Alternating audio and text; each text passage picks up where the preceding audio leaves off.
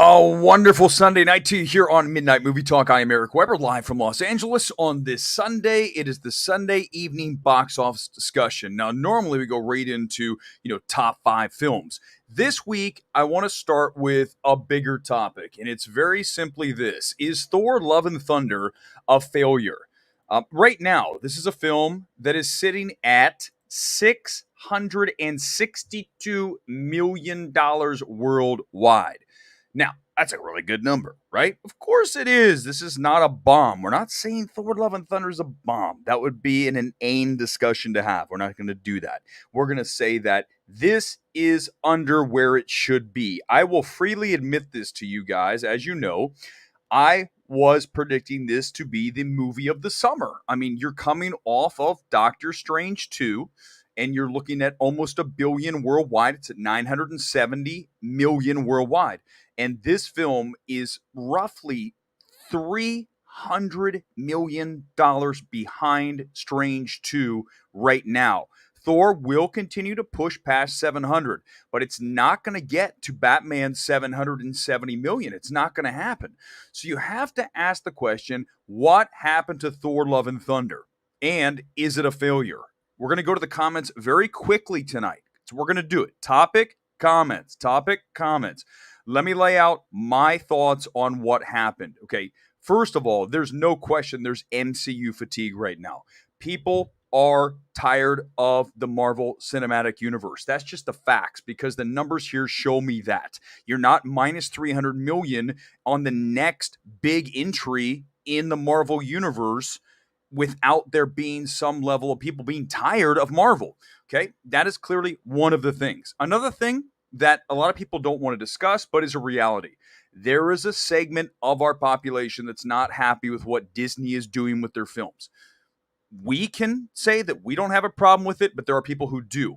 And clearly other countries do. Because in this case, you guys know it's not going to China. Thor did not go to China. Strange did not go to China because of the LGBTQ elements of the film. Now, again, we're just stating facts here. When you look at numbers and why it's down, that has to be a component when we have that discussion, because the number's lower and you're also missing a ton of cash. And by the way, Endgame made 110 plus million in China alone. Okay, so that's a lot of cash that you're leaving on the table. Now, Thor 4 or Strange 2 would not have gotten to 110 million in China. But that said, it would have gotten a really nice number. So we would have been higher and higher. The thing is that you need all the markets in play to make the most amount of money. And when you start extracting things because it's not there or a segment of the population doesn't want to see it, that is going to lower your total. So that is part of the equation.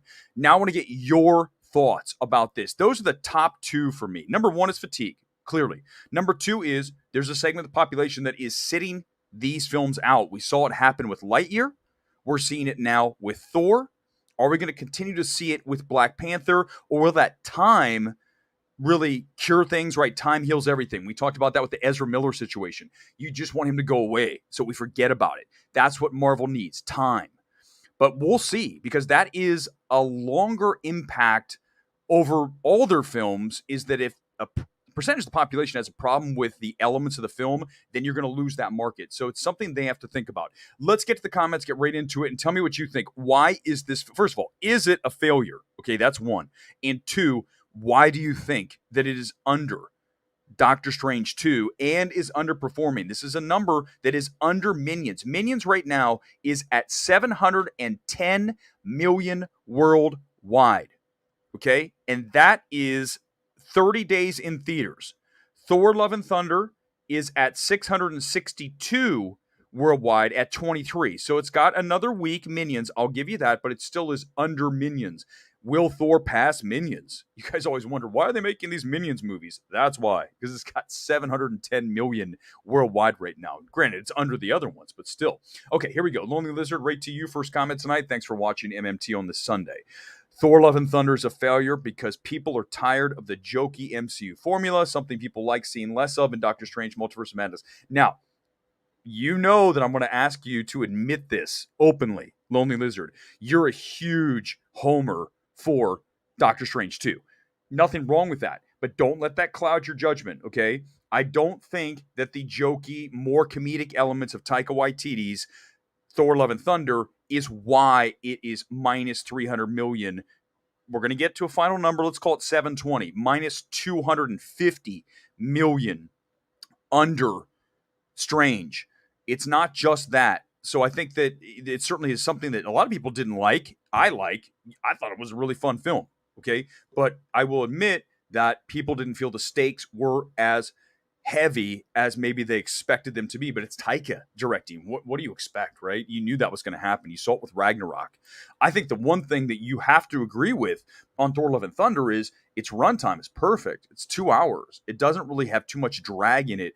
Ragnarok is overlong. I believe it's like 220. It just, or even it's 210, whatever. It just feels longer.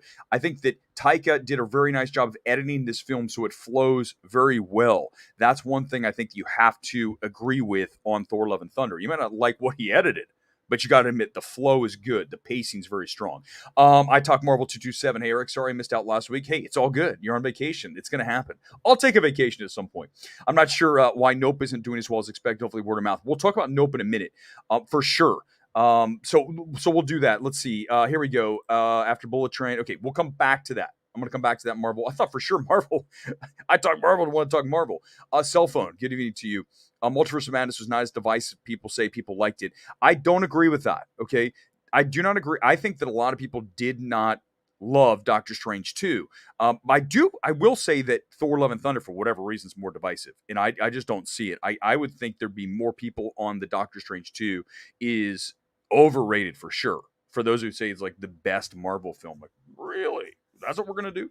Aaliyah, good evening to you. There's MCU fatigue with quality, hence B plus cinema score. Thor 4 most likely will only break even, has a small chance for profit, so not a huge failure. It's a borderline failure. It's not going to lose money, right? It'll make money ultimately when you talk about production budget, you throw in advertising, all of that stuff. It's going to make cash, but again, it's just under what Disney wanted. That's the reason. But I think that my top two reasons are absolutely in the ballpark when we talk about fatigue and we talk about an element of the population that's sitting out Disney films right now. I don't know how big it is, but it is there. It's one of the components. Marvel movies are not going to go to China after that stupid full provocation for no reason they did to China with Shang-Chi, Easter egg. Yes, but it really comes back to those LBGTQ elements. That's why China, I think Egypt, Saudi Arabia, a bunch of those countries are like, we don't want this here. Now, again, we don't have a problem. But the other countries do. So if we talk about it in terms of box office and money, then it is absolutely one of the things that we need to discuss. It's no question about it. Chris Gore, good evening to you. Hey, I'll see you this week. By the way, I got to tell you, I got a huge list of screens this week. We're going to get into that in a moment. Marvel fatigue is real, and woke content is turning people off. This gets exactly to what we're saying, Chris, is that I don't like to use woke. Okay, Chris likes to use it more than me, but you know what Chris is saying when he says woke. There is a segment of the population that does not like, quote unquote, woke stuff. Okay, that's just the truth, and I think that that's absolutely a very key element here. Nick, I don't think the general interest for Thor: Love and Thunder was as high to begin with. Too many other blockbusters around it. Elvis, Black Phone, Maverick. Dominion was still going strong. Non-CBMs dominating 2022. I would agree that another huge factor is the fact that Strange was first to the market. So Strange was ahead of Maverick. Strange was only behind Batman, but in the build up from Batman to Strange, there was nothing. So it's like, oh, well, we're going to get a huge pop here with Strange, and it happened. Plus, there was nothing else in the multiplex. In the successive weeks, as Nick is bringing out here, you had Maverick, Black Phone, Dominion, Minions. All these films came out, and therefore it sucked oxygen out of the marketplace. But I just want to know, where are the people that all went to see Strange that are sitting out Thor? Because there is a segment that is missing, right? So where are those people? Why did they leave? That's what we're trying to nail down here tonight. Let's do a couple more, and then we're going to go into the next one, the next topic. I love Eric's pronunciation of million. What did I say? Million? I don't know what I said. Okay, hey, this is good. Someone's going right back after Gore tonight. I can understand woke content with Lightyear. I'm a conservative, but with Love and Thunder, woke has nothing to do with it. The only reason is fatigue. There is some of it, though. I think cell phone, you got to admit, there's stuff in Thor: Love and Thunder that very clearly is along the lines of Lightyear, right? So if that's the case, that is absolutely one of the reasons that this film is under. Again, not because we don't agree with the content. It's because certain people don't. Therefore, they're voting with their pocketbook. Ultimately, they're like, we're going to take a break on this. Let's do one more comment. Then we're going to go to topic number 2. We'll come back to this discussion as we roll through the show. Really good comments tonight, guys. Thanks for watching here, MMT, on this Sunday. I think because Thor, I expected it to do better, but I think anything over $500 million is still a win, no matter what the projections are or were. You're going to make back your budget by that point. Nick, good evening to you. Thanks for watching tonight. Yeah, I think it's not a failure, okay? But again, we're just comparing it to Strange 2, which is very fair. They're both MCU films.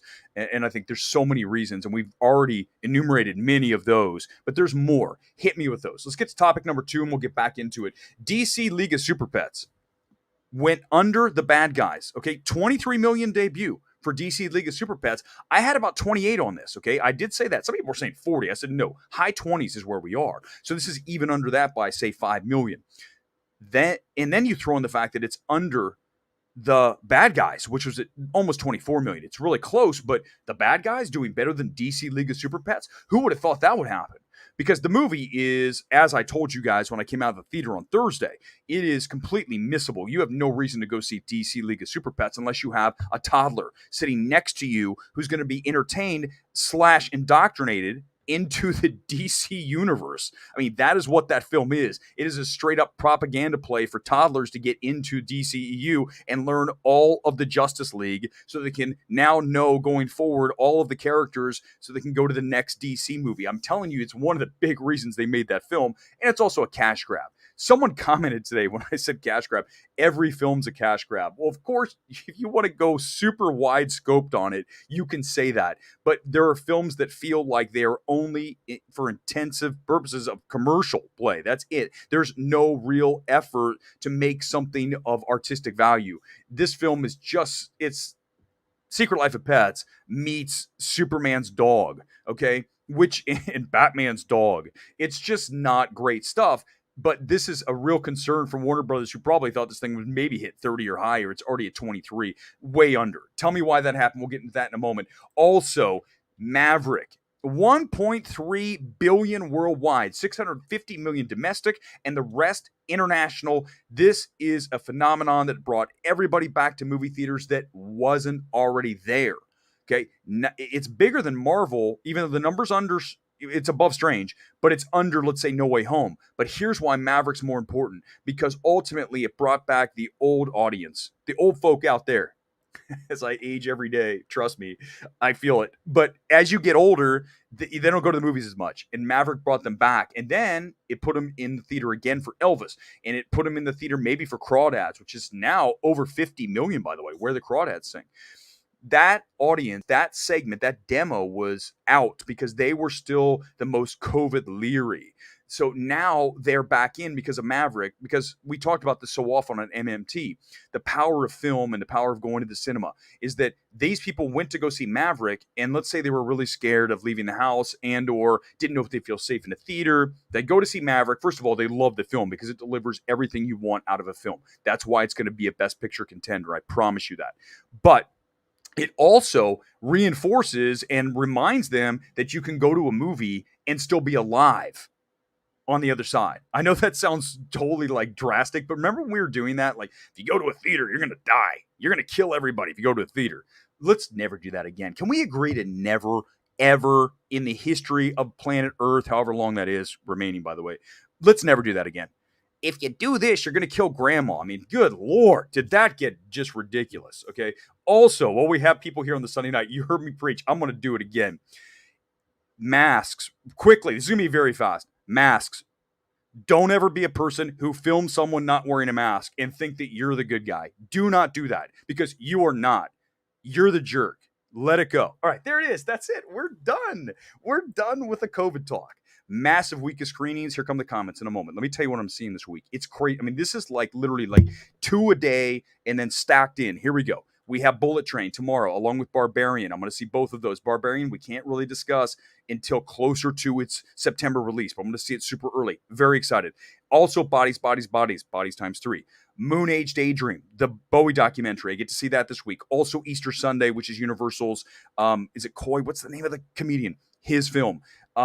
None of the Bullet Train is a film I'm really curious about box office wise. I think it's like a 35 million opening. Could it pop higher? We'll find out. But I'll have a result of my thoughts, my reaction initial to Bullet Train tomorrow night here on MMT. And by the way, tonight's kit brand new. The away kit for 2022-2023 for Manchester City, your Premier League champions tonight.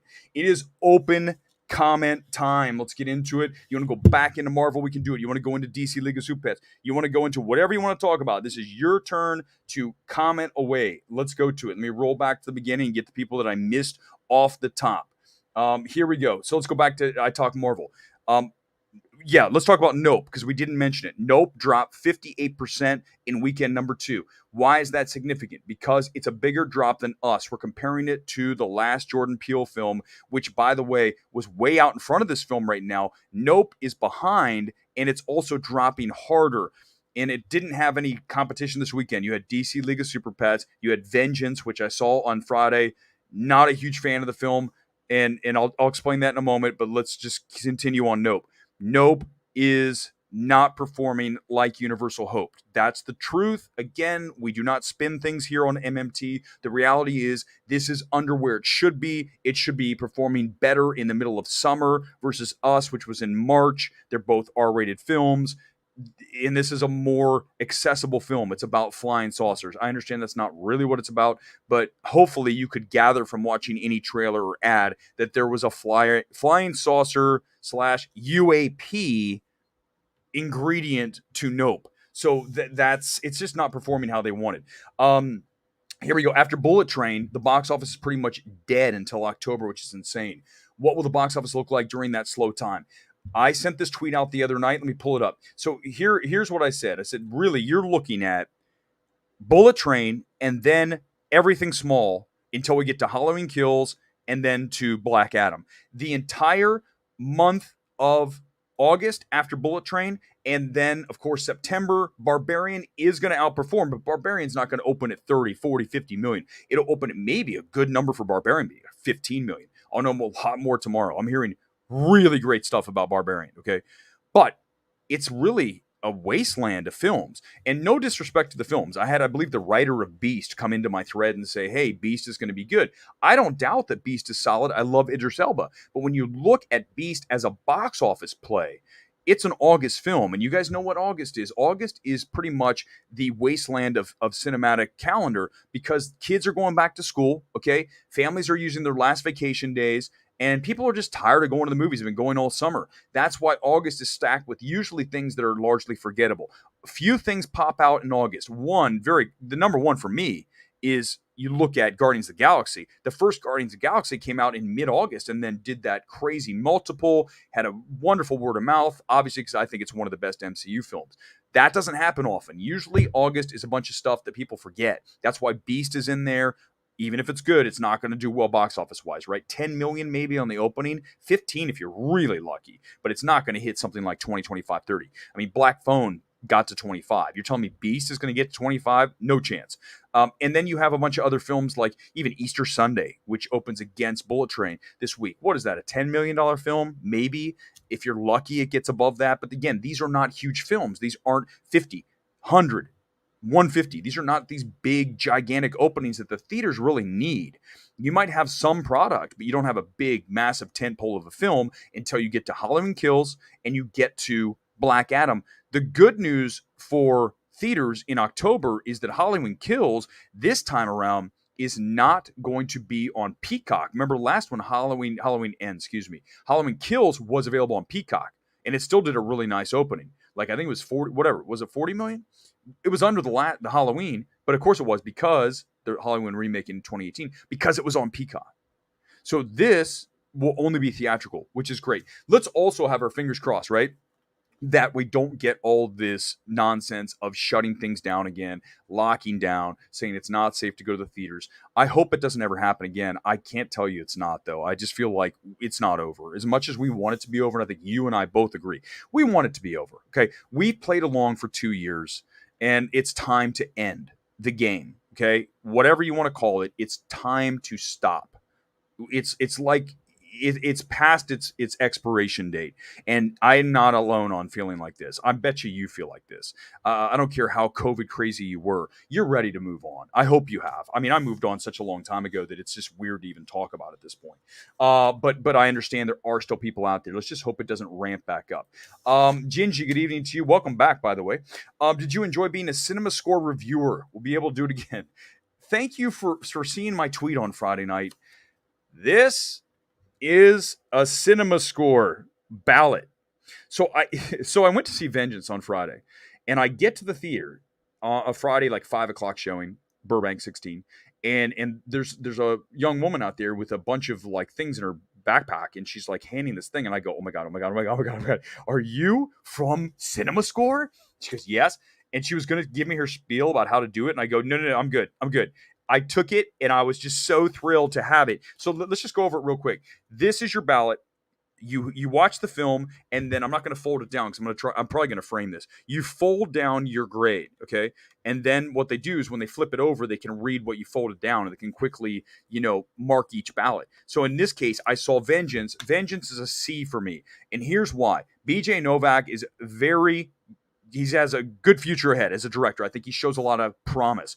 That said, as a screenwriter, this film goes bonkers, off the chain, wrong. It couldn't have taken a worse turn, and it takes the worst turn in the Whataburger parking lot. If you watch the film, when it gets to that moment, that's where the whole film falls apart. And BJ Novak tried. I think it's an interesting film. There's a lot of cool elements, but it just doesn't work. The back end of that film is really bad. So I went from like A minus to literally on the ending an F. So I split the difference and went C for Vengeance. If someone saw it, let me know. Chris Gore likes Vengeance. I would love to. I know you went to CAA to see it, Chris, but how are you going to defend that ending? The ending of Vengeance is an F, straight up. So I gave it a C. It got a B plus Cinema Score, by the way. Isn't that hilarious? How I gave it a C, and I thought that other people ended up with a B plus. We told you Cinema Scores always skew high. Let's put it right here. There it is. Cinema Score is now right where Star is Born. You can sort of see it there. Pretty cool. I'm so excited to have a Cinema Score ballot. Everyone has Taika fatigue. Fatigue. I guess that's probably accurate. Although he's going to keep working with Marvel, you know that. As opposed to the Russos. They're done with the Russos. Thank God. Thank God. If Thor and Doctor Strange change places, would Thor have made more and Strange less? I love the question, Gone Girl, and I think the answer is yes.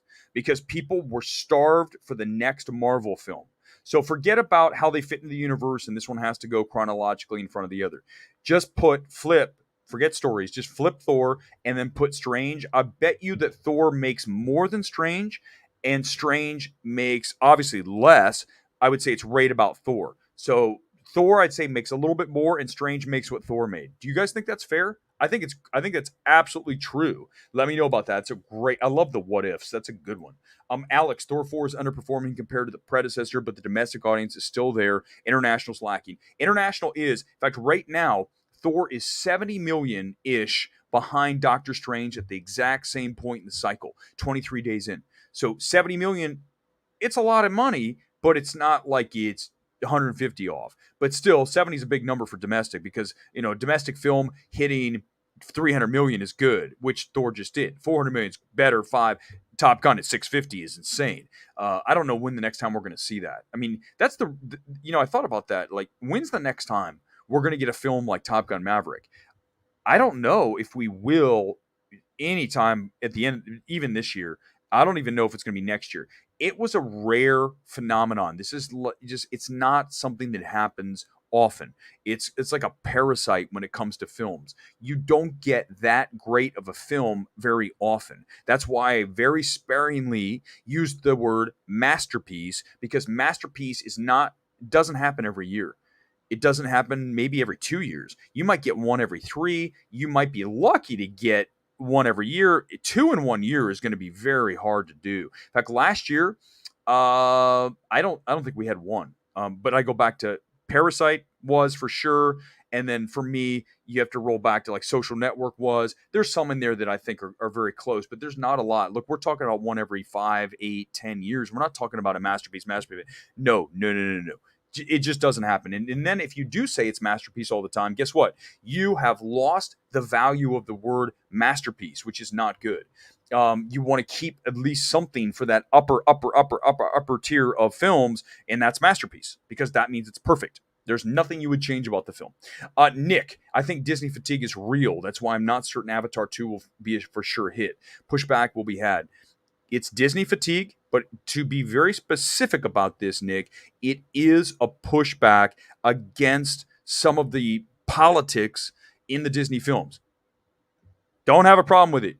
You probably don't either, but there are people who do. So again, through the lens of potential audience, when you have a segment of the audience sitting it out because they don't agree with the politics of the studio or the movie or whoever directly involved with that project, then that counts as a valid point to make when we're talking about why these films aren't coming in at how you thought. I think Avatar's bigger problem, though, is not necessarily the woke or whatever, Disney/Fox. It's Fox, but 20th century. But it's more that it's been forever since the last Avatar. Was it 2009, right? So you're looking at 13 years. So that's a long time. You're asking people to get excited about Avatar again. I think people will go. I think it'll be a hit for sure, but I don't think it'll get close to the first Avatar. It has to be a masterpiece. That worked. Or if it's not, then it's not going to get to that number. I think people are thinking it's going to do Avatar numbers again. Again, Avatar, phenomenon. When we get phenomenons, that is rare. Doesn't happen. Maverick is a phenomenon. Parasite was not a box office phenomenon, but as a critical film, absolutely. Masterpiece. These things don't happen often, so I don't think that Avatar 2 is going to get anywhere near the first Avatar. That said, if it's a masterpiece, if it's amazing, unbelievable. Fatigue plus wokeness equals lower box office. That's what we said. Those are the two we had, right? Those are my top two things of why this film, Thor 4, is not performing. Fatigue and people not being happy with the, quote, wokeness/politics/agenda of what Disney is doing. Not us. I always have to say that because someone's going to cut something out and say, look, he's saying, no, I'm saying that there's a portion of the audience that is. And as an analyst and someone who looks at all of the potential outcomes and why it's happening, that's one of the elements. It just absolutely is. You want to hear more about the Cinema Score? Okay. So, that's interesting because, hold on, where is it? There it is. I forgot where I put it. So Cinema Score is right here, right? It doesn't really ask for anything other than male, female. Okay, so let me just read. So it says male, female here. It doesn't have anything about demo. It says, would you buy this movie to own on DVD, Blu-ray, or digital? What do you think I answered for Vengeance? No, absolutely no. Would you rent this movie on DVD, Blu-ray, or video on demand? No, for me. Reason for attending the movie: actor in a lead role, actress in a lead role, type of movie, comedy, horror, subject matter, characters or plot, or director. In this case, I put director for Vengeance. So that's just a sample. Then you get the grade down here, you got the gender, and you've got your age. That's it. There's no demo thing on this. So I think that Post-Track does demos more. This does ages, but it doesn't do, Caucasian. Okay, so there's that. But it was cool. Listen, that's one of the cool things about living in LA is that you get an opportunity to do things like Cinema Score. I know they do Denver's one. I think Vegas is another.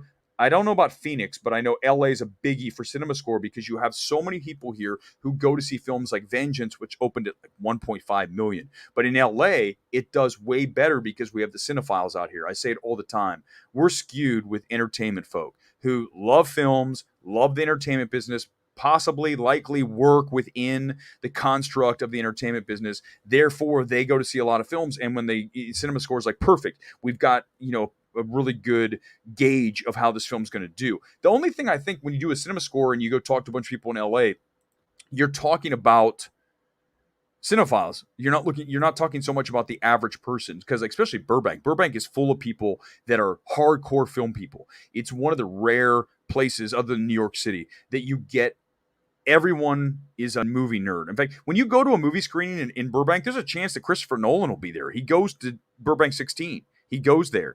There's tons of big YouTube people and critics and movie people that go there because it's down the street from them, and it's become the spot du jour because of the ArcLight closing. The ArcLight used to be the spot in Hollywood, and now it's been shuttered. It's been gone for since COVID, so it's really coming up on almost 3 years now that we have not been to the ArcLight. Last time I was at the ArcLight was like February of 2020, so 2.5 years, no ArcLight. Where did they all migrate to? Burbank 16, because there's free parking, because the screens are good, and AMC rocks. And I do not have a dog in the fight. I just love AMC, always have. I used to go to AMC in Columbus, Ohio. I go to AMC here. Not that I have anything bad against Regal, but if that was the Regal 16, I would go to Regal all the time. But it's AMC down the street. So, the Cinema Score was super cool. Oh, Nick, I missed it. Sorry.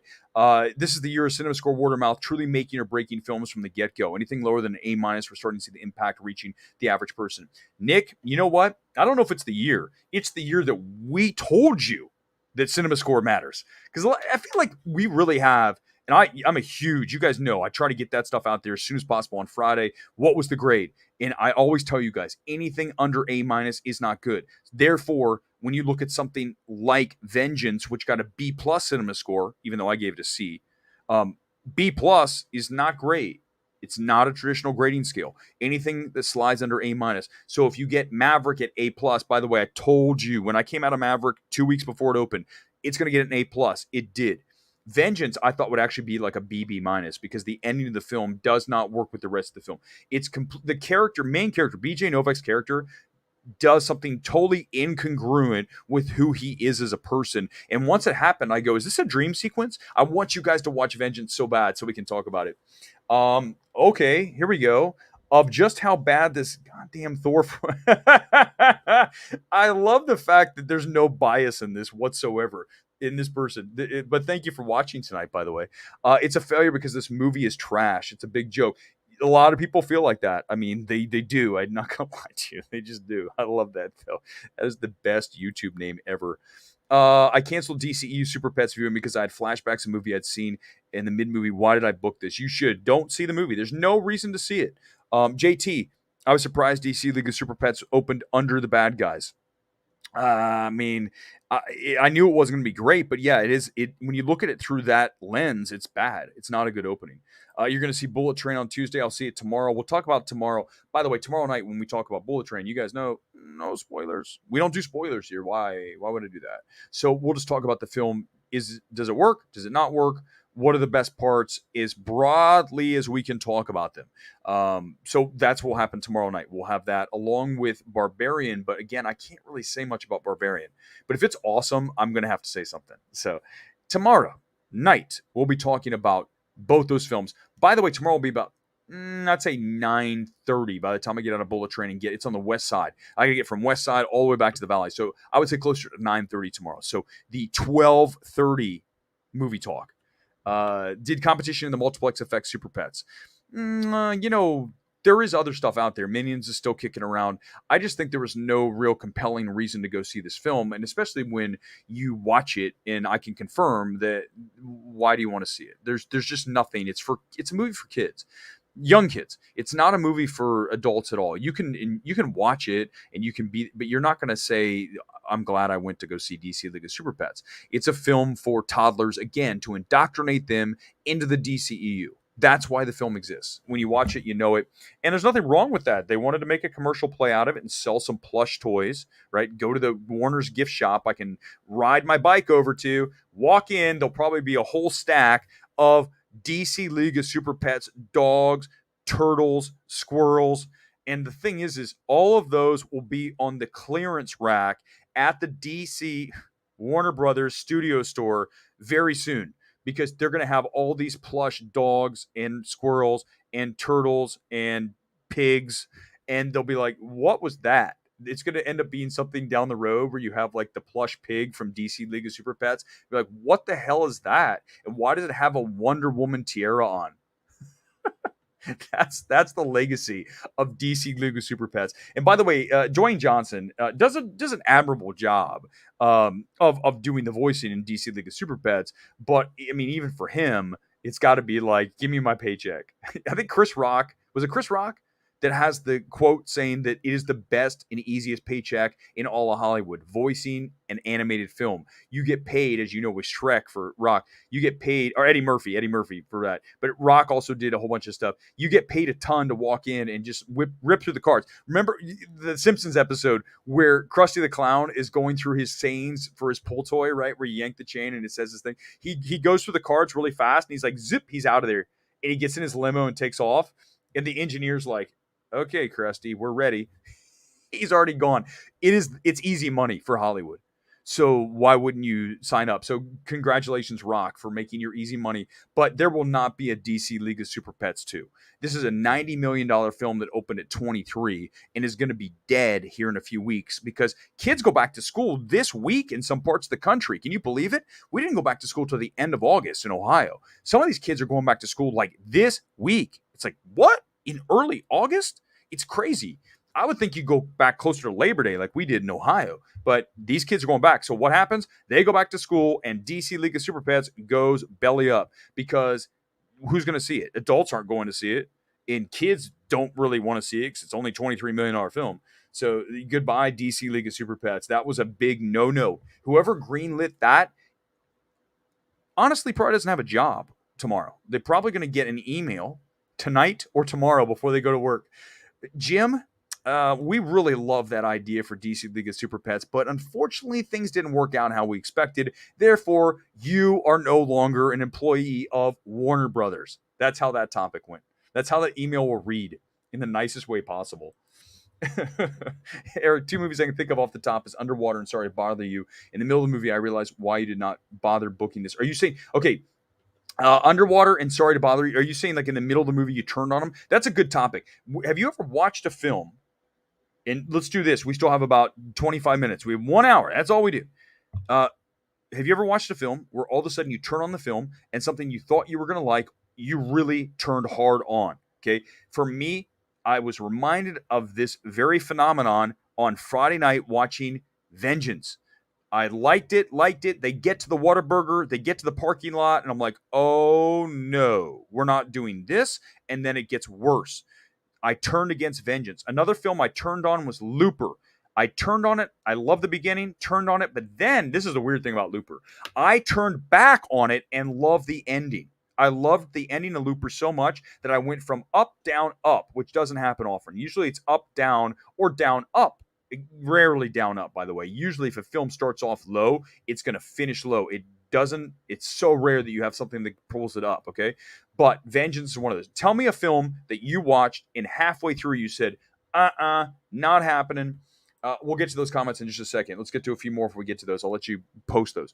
Aaliyah, Scott Mendelson said, it's underperformances prove people don't want to see Superman on the big screen. You're talking about DC League of Super Pets. I hate to see it, but he's a very, very wrong for that reason.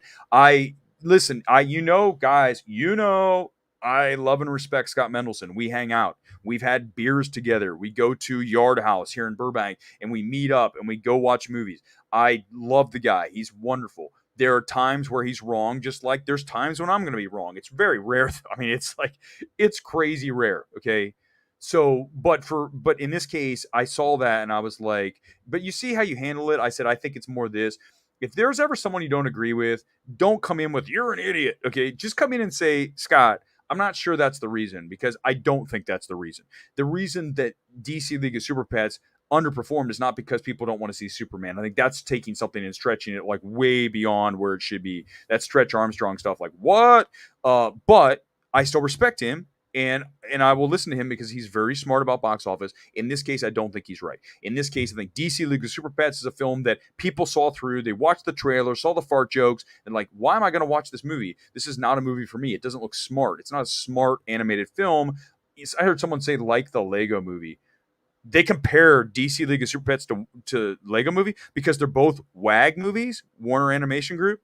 That's not enough. Okay. The Lego movie works on every level. It's one of the best animated films ever. Lord Miller, masterpiece of an animated film. It is.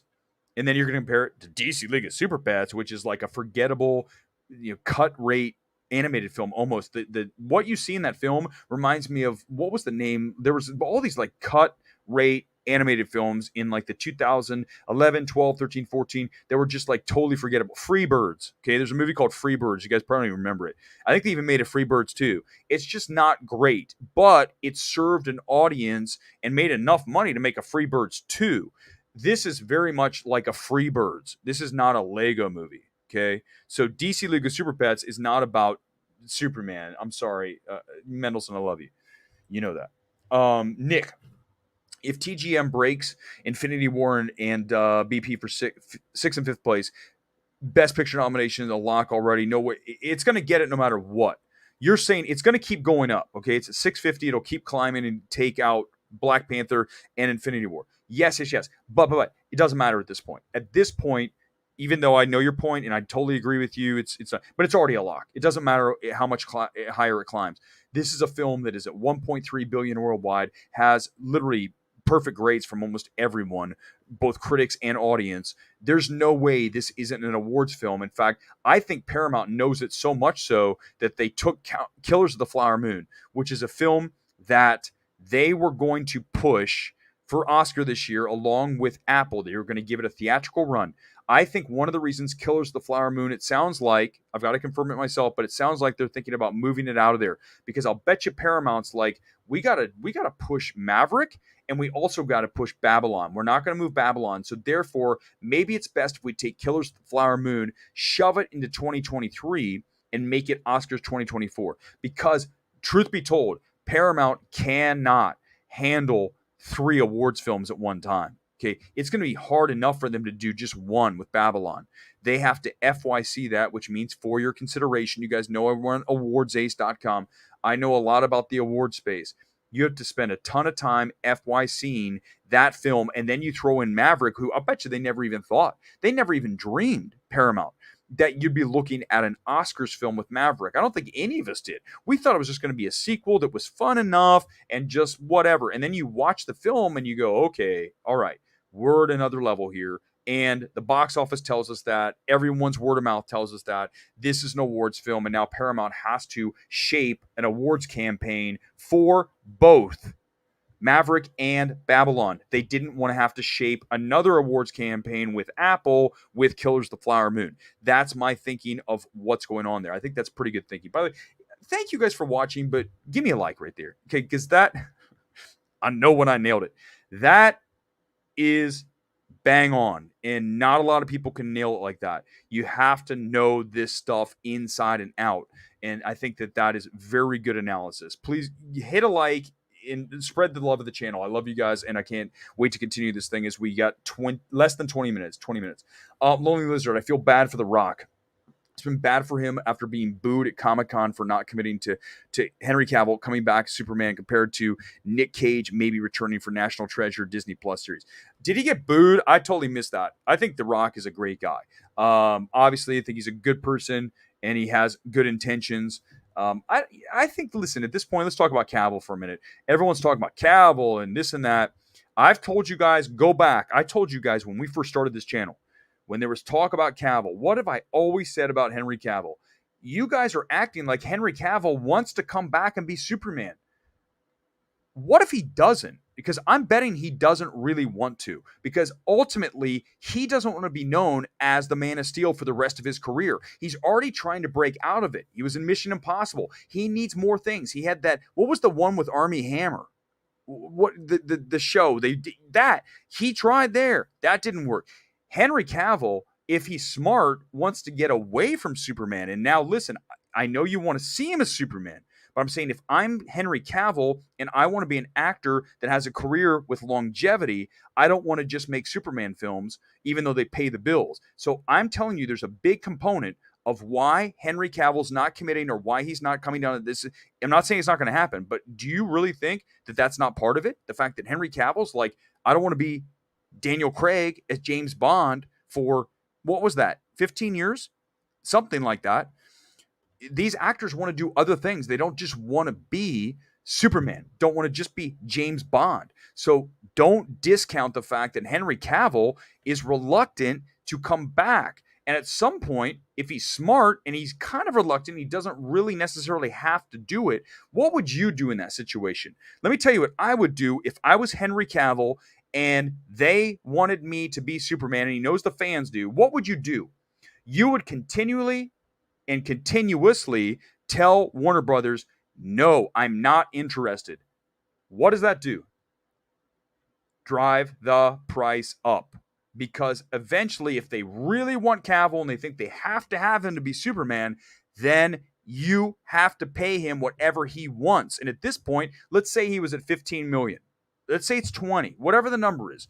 The longer he holds out and the more desperate Warner Brothers gets at bringing him back as Superman, the price tag keeps going up, because ultimately he is playing a game of poker that he doesn't care if he loses. In other words, if they say eventually it's too high, he never really wanted to come back as Superman.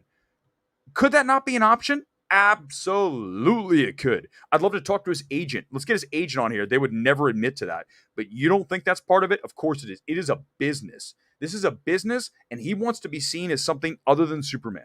By the way, gold. Give me a like. That was gold again about Cavill. You guys are just literally shoveling gold onto the pile tonight.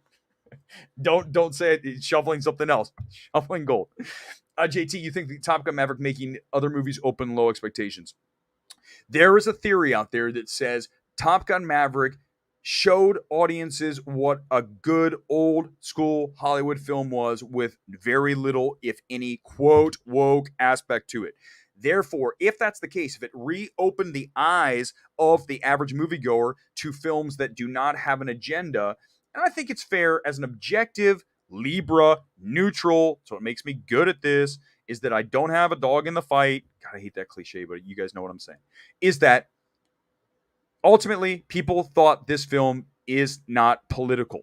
And I would agree with that. You have a faceless enemy. You have very little discussion of anything that would be controversial as far as relationships, whatever. Okay. So when you get to that, if it shows an audience that, and then you go to a film that feels like it's more of an agenda for the person who has an issue with that, then they're going to say, oh, I only want to watch movies like Maverick, or I want to watch movies that don't have an agenda. To them. That's part of it too. So yes, there's people out there who think that that's one of the reasons Maverick did as well and has changed the landscape of film going, because they watch other films and go, I mean, it's just not as good. I mean, you sit through something like The Gray Man. Oh my God, where's my Gray Man thing? Is it here? Did I throw it away? I think I threw. I still okay. I'm sorry. But here, my Gray Man popcorn box. When you watch Gray Man and then you watch Maverick, I mean, the difference in overall quality of film is like, I mean, are you kidding me? I wish I had a Maverick popcorn box, by the way. I mean, good Lord. So that's the other thing, is Maverick showed people what a great film is, and it is great. Okay, it is. It's a great film.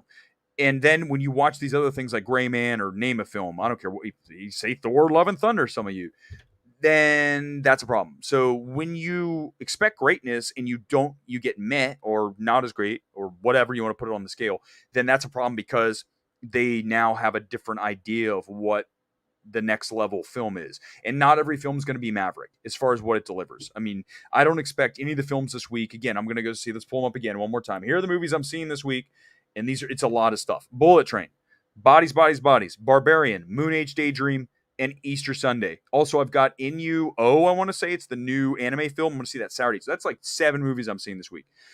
I don't expect any of these films to match Maverick as far as overall feel when I come out of the film going, hell yeah, that film kicked total ass. That said, I'm hearing great things about Barbarian, mixed things about Bodies. Bullet Train, I think I know what I'm going to get. I think you guys do too. Moon Age Daydream is the Bowie documentary. I really want to watch that. I'm seeing it Wednesday. I can't wait. I love Bowie, but I know that's a small thing. Oh, by the way, it's Joy. Thank you. I was like, I said Coy. I combined Joy. Joe Coy. Is it Joe Coy or Joy? I don't. Whichever. Now you've messed me up. Wait. Oh, you guys. Okay, maybe it's Joe Coy. Okay, fine. There, Joe Coy. I'm going to see Easter Sunday. Alan, are you coming up? That'll be exciting. Can't wait to see it. I hope Super Pet's soft performance pushes Disney to market Strange World hard over the next 4 months, even D23 for kids. See it in theaters this Thanksgiving to make it worth IMAX viewings. Okay, so Super Pets is definitely going to just go away. Okay, we know that. It's not a film that anyone's ever going to talk about after now. This is the last time anyone will talk about DC League of Super Pets. Tonight, on Midnight Movie Talk, and then it will go away and go to the Pet Cemetery. That is where DC League of Super Pets is headed. As far as Strange World, I don't think it has any connection except for, obviously, they're both animated, but I think that Disney is really expecting Strange World to be their Oscar animated film. Because if you look at Pixar, you've got Turning Red and you've got Lightyear. Both of them were not super well received. As certainly as audience plays, neither of them, Turning Red more so than Lightyear, shockingly, but I don't think either of them can win animation. They hope that Strange World can be the film that gets them another animated film like Encanto, another animated Oscar. I think this year, though, it's Netflix. You've got Pinocchio, which is Del Toro, and you've got Wendell and Wild, which is Jordan Peele. These are the two big films from Netflix. I think Netflix will, I will say tonight, Netflix will win animated Oscar this year with either Pinocchio or Wendell and Wild. One of those two films wins Oscar. Disney might as well, just doesn't matter what they put up there. They can grab any film that they have. They don't have anything else. But you got Strange World, you got the two Pixar films. They're not going to win. This is Netflix year to win animated. 20th Century Studio Barbarians, 35 to 40. Wow, Kevin, coming in strong. Barbarian was moved from August to September, not because it's not good, because it's good. Okay? Source tells me the reason it was moved is because it's good. Do you know why they moved it to? They wanted it to have its own weekend. It's sitting there, I believe it's September 9th. It is the only wide release that weekend. Word of mouth right now is you guys don't even know how high the word of mouth is on what I'm hearing about Barbarian. I mean, trust me, I'm not getting paid by 20th Century, but I'm just letting you know I'm going to see it tomorrow and I will have a really good idea. Tomorrow night here on MMT, I'm not going to tell you if I can't go about a review.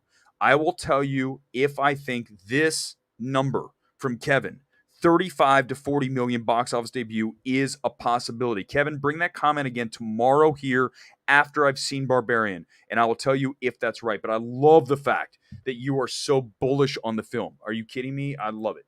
TGM hitting 1.3 billion is the strongest campaign Cruise needs for Best Actor. If the Academy cares about ratings, give TGM as much love as you can. Hottest film. They need to get it in there. It's a great point, Nick. They need to get it in there to get ratings because people have seen the film. Give them something to be excited for and to root for. Whether it wins or not doesn't matter. Drew, going to my first TIFF. What movie should I make a priority? Great question, Drew. I got to look at the list again. I think right off the bat would be Empire of Light. If you can get into that, that's the new Sam Mendes film. There's others, but that would be the one because it's Sam Mendes. Ultimately, it's Searchlight, Sam Mendes. That's your number one, and everything else falls behind that. So I'll look at the list again, but that's a great question. Let's hit that again as you get closer. We'll do like a whole night at TIFF. I know some of you are like TIFF. Okay, yeah, but as an awards person, I want to talk about it because we're getting ready for that. It's coming right now. It's going to be here in literally weeks. We're going to be talking about awards films in weeks from now. I'm really curious about Don't Worry, Darling. Let me say something about Don't Worry, Darling.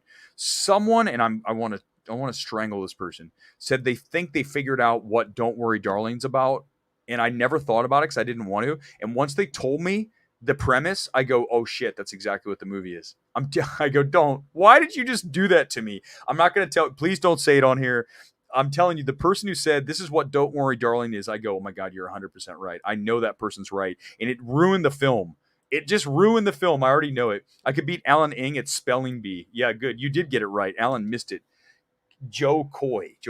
Not going to get a major. Okay, Kevin, you're wrong there. Kevin, I love that you come in with strong take, though. You've got Barbarian at 35 to 40, which would be insane. And then you've got Maverick not getting an Oscar nomination. That's not going to happen. I don't think either's going to happen. But tomorrow I'll let you know about Barbarian. What if it does? What if Barbarian opened at 30? It's all by itself. But what if this is the next great horror film? The horror film that when you see, you run out and you tell everybody you got to see it. The good news is I get to see it tomorrow. So I'll be a month ahead of you and I'll tell you now if it's time to start. The Barbarian is going to be insanely popular at the box office. Buy stock in it now night. So come back tomorrow and we'll have that number. All right, we've got 5-minute warning, 5-minute-ish, 6-minute. Saw Note for the second time at IMAX Century Universal City. Screen is huge. It is massive. Man, that IMAX screen at Universal is huge. It's almost too big. I liked it better this time. Also, sitcom scene did go too far and was hella disturbing. It is. It's the whole Gordy, right? The whole Gordy goes bananas scene is super intense for a lot of people. Let's get to some later comments. I love you guys. There's so many comments. It's so, man, it's like I'm gonna need a producer. You guys start shoving these things at me. Let's get some people that haven't talked yet. Haven't had a comment. Sadfit, good evening, welcome back. You guys think Mission Impossible 7 and 8 share the same success as Top Gun Maverick? I think you look at, is it Dead Reckoning? You look at part one, that trailer looks unreal. The best thing about that trailer is they stripped all the audio out. It's only the score, and then that's it as it builds. It's so smart with a couple lines and then strip everything out. Really great artistic choice, and it works. Yes, because worldwide, Tom Cruise goes everywhere. The film will not be woke. Okay, as we call it woke, that's just what we're going to call it. It'll be because Tom Cruise, he knows that he wants to get as much money as possible. He's very savvy. That's a guy who knows how to make a film that's going to make money. Look at Maverick. So he knows what audiences want. So I bet you this film does very well. I don't think it gets to Maverick because, again, that's very, very, very, very hard to do. It's just you're asking a lot when you say, can you do Maverick numbers again? Less than 5 minutes here. Let's get someone who hasn't commented yet. I'll get to Gone Girl one more time. People get excited for Maverick, and that was over 30 years. So people get excited for 13 years for Avatar. It's a great point, but again, remember what we say, it has to deliver on the goods. If the film is great, if Avatar 2 is exceptional, like Maverick was to its predecessor, better, then can it be? If it's better than the original Avatar, then yes, I will go there. If it's not, no, I will not go there. It's going to be lower on the number. Let's see. Roll down. Jennifer, good evening to you. Hope you're having a great way. The weekend's over, but yes, I did. I had a wonderful weekend. Played volleyball today. At some point, I'll upload a video of me playing beach volleyball. Some of my boys watch, and I said I was very good. Listen, at times I'm very good. At times, it's like one play is very good, and the next play is and then the next play is like, my God, this guy's great. So that was fun today. Thanks for asking. I hope Elvis movie is doing better at the box office. It is. It's doing great. Listen, no, it's at 125 million, Jennifer. That's a great number. Warner Brothers is very happy with that. I think it's an awards film, no question about it. And don't worry about Elvis. I think that's a good number. I mean, would I rather see it be at 200 million? Yes, but 125 million for Elvis is a win. And it also brought more people back to the multiplex. Older audiences love Elvis. I love the film too. I've seen it 2.5 times. I told you the final time the people were talking next to me, I'd already seen it 2 times. I watched half of it and I got up and left because I already saw it twice. Who cares? Let's just leave. Nerdy Williams, welcome to the channel. If this ends up lower than Ragnarok, Taika needs to be railed in. He needs to be, absolutely reeled in, right? And too much Looney Tunes. I mean, people agree with you. I don't. I think I like his as a change up. I want to see Taika, but some people do have an issue with the film. I get it. And if you're more of an MCU hardcore fanatic, then yes, you're gonna have a problem with it. Me, who's not, who just likes to watch a good film, then I don't have as big a problem with it. Alan Ng again. Do you think best actor and actress foregone conclusion with Butler and De Armas? Listen, Alan, how do I say this as nicely as possible? Yes to Butler. Butler better get nominated, and I would say hopefully win for Elvis, or at least be right there. But Ana de Armas, I like her. I think she has possibility here as Marilyn Monroe. I don't think it's going to be a winning performance. I don't even know if it's a nominating performance. I'm just going to withhold my judgment until I see Blonde. Until I see it, I don't know. But I'm just saying I wouldn't throw it out there like that, Alan. I think you try. Are you trolling me? Because no way. I don't think it's possible. I mean, you go back and you look at Michelle Williams in My Week with Marilyn, right? That was a good film. It introduced us to what's his name from, God, the actor, Eddie Redmayne.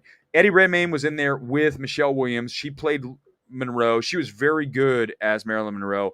It's going to be hard for me to watch, even though there's been other people play Marilyn, but I don't know. I'm really, let's just say I have my concerns. I have my concerns about Blonde. It's 3 hours long too, Alan. That's a problem. People don't like, 3 hours is a long time. Movie Lover, do you think Batman would have gotten to 900 if the runtime was under 230? It's a great question, Movie Lover. By the way, if you're new, thank you. I think you are. Thanks for watching. Could it have gotten there? Yeah, I think so.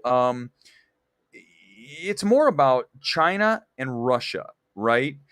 Was the Batman in China? I know it was not in Russia because that was when Warner Brothers, that was when all that was starting and they said, we're not going to do Russia. I think it was in China. Let me check that. I'm going to double check.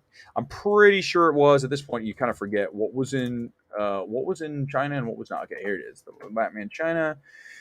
But okay, here's the thing. It was in China, but it was in the middle of their continued lockdown. Remember when they went hardcore in the lockdown again and basically putting people inside their apartments and saying, "Don't come out. We're going to weld the door shut." Good Lord. that affected the Batman. So yes, it was in China, but the numbers were lower, and it wasn't in Russia. So I think that's more important. If it was in Russia and in China normal conditions, then we would have been closer to 900. I don't think the runtime was the only reason, but I do agree the runtime was too long. Uh, it really should be a 2:30 movie, no question about it. Spam is sublime. Welcome to the channel. I feel like this is Chris Gore's alter ego account here. His burner account. Have you seen RRR? No, I will. I promise you guys I will see RRR before awards voting happens. So I can say, is this film? I'm waiting for it to come back in some kind of capacity to the AMC down the street. I missed it when it was in its theatrical run, and I know it's played a few times in LA, but I feel like I really want to watch it down the street because I'm lazy. But I heard it's good. I will. I'll make you the promise. I will go to see it before voting time. So I at least consider it with the best films of the year. I can't promise you I'm going to see it in this week because I've already got 7 films this week. I don't think I can watch more than 7 films this week. Alex and Clips, good evening to you. Welcome to the channel. Black Adam might flop due to Superman Backlash. I think that you read too much into the Warner Brothers hatred. There's a lot of people out there, the whole Snyder thing. I think it's weird to be that obsessed, but if you are, so be it. I don't think it matters because ultimately people will go to see a movie. They talk. I'm going to boycott it. I'm not going to go. And very few people actually follow through because they find out Black Adam's fun or they want to see it and they want to see what's in it, something cool, and they go. So they talk a big game. The one thing that is different about that is what's happening with Disney, Lightyear, and I think Thor even here, is that there is a segment of the population saying we're not going to go, and they're actually not just saying it, they're doing it. I don't think DC fans will do that. I don't. I think ultimately they're going to go see the movie. All right, we have 2 minutes. I'm going to 2 minutes extra money. Joe Coy, it was all right. Okay, thank you. Okay, I won't mess that up again. Ken Murray, good evening to you. Welcome to the channel, buddy. Saw Bodies last week, 100% Gen Z film. That's what I'm afraid of. Kenny, I'm afraid of that. I'm going to see it. I might even see it Thursday night. I don't know if I'm going to get to the screening this week, so I probably have a late reaction to that. You're being vague about Don't Worry, Darling. No, I'm not going to tell you what this person did. The truth is, when this person, and I actually don't even remember who it was. It was someone in our movie Twitter group. We were all sitting around having beers at Yard House. They go, Don't Worry, Darling. I can tell you what this is what it is. And I go, oh my God, it's exactly what it is. Watch the trailer and think bigger picture than the trailer. Think big picture about the community, and it'll probably hit you, and you'll be like, if it isn't that, I'll be so happy. But if it is, I am literally in the press screening throwing something across the theater because I'll be like, damn it, this person ruined it for me. And I don't think it was Mendelsohn because I don't think he'd do that. But if it was and I was sitting near Mendelsohn, we would have a fist fight in the middle of Don't Worry, Darling based on it wasn't him. but that's how angry I was when this person goes, this is what Don't Worry, Darling's about. I'm like, no, you're right. It is. It's 100% what it is. All right, guys, that's going to do it for tonight. By the way, reminder, the next MMT is tomorrow, Monday night, Bullet Train reaction, along with what I can talk about Barbarian.